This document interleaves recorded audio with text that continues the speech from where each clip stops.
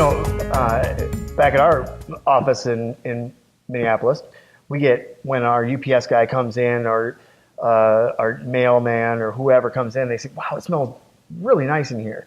And we all know that odors, can trigger different things, and even memories, of school or whatever. Tell us kind of what the effect on the natural has on odors, and what odors have an effect on us. In the past, we used to kind of treat odors as cosmetic. You don't like how it smells, but it's not going to hurt you. Well, we're learning it really will. It really causes some severe problems because the olfactory senses that we have are our primary defense mechanism. We have sensors that are capable of sensing literally hundreds of thousands, if not millions and billions, of individual chemical compounds that we call odors.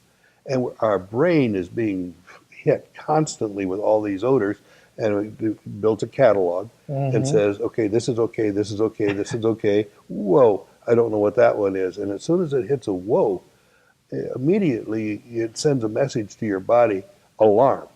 Get ready to fight or flee.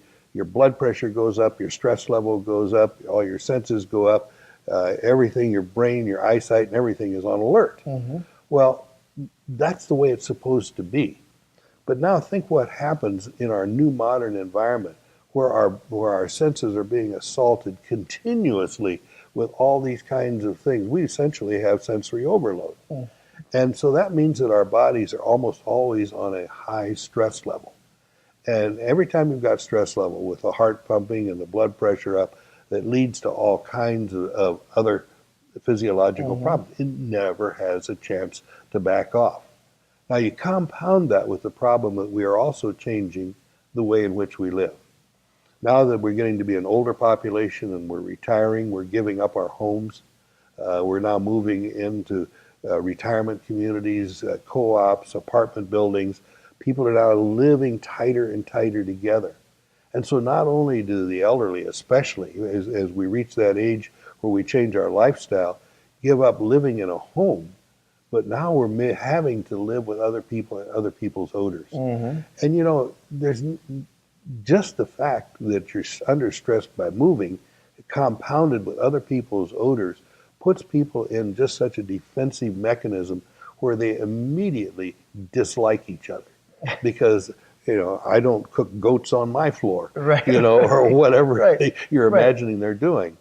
And so as a result, it makes living together a sociological problem as well as a physical problem, all because of the odors.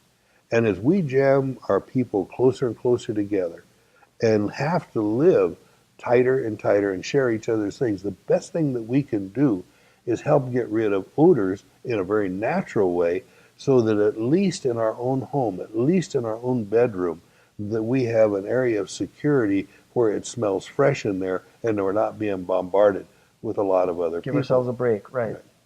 And that whole idea of how important olfactory senses is something that's a new science that's being built.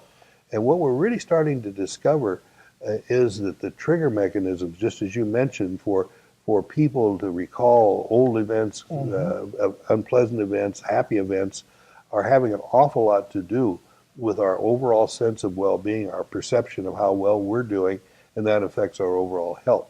One of the things that we think is going to happen as more and more of our product finds its way into retirement communities is that we are going to see satisfaction with their position in life, satisfaction with the condition that they are in, raise. And once that's coming up, and once you raise the happiness level, if there is such a thing like that, then everything else kind of starts to fall in place. It's one of the keystones, I think, to having people live together.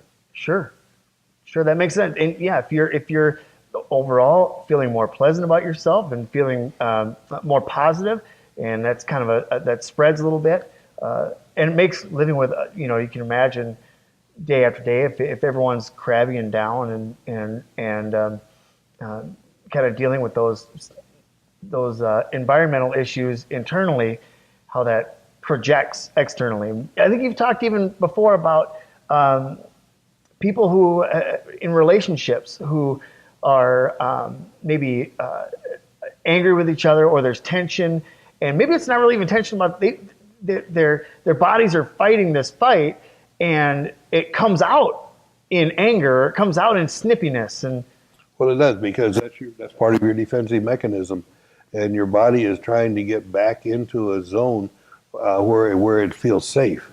And it used to be, when we could spend some time outside, just going outside and cooling off, right. getting some fresh air, really was all we had to do. And we don't have that option nearly as much anymore, and so it is becoming a bigger and bigger problem.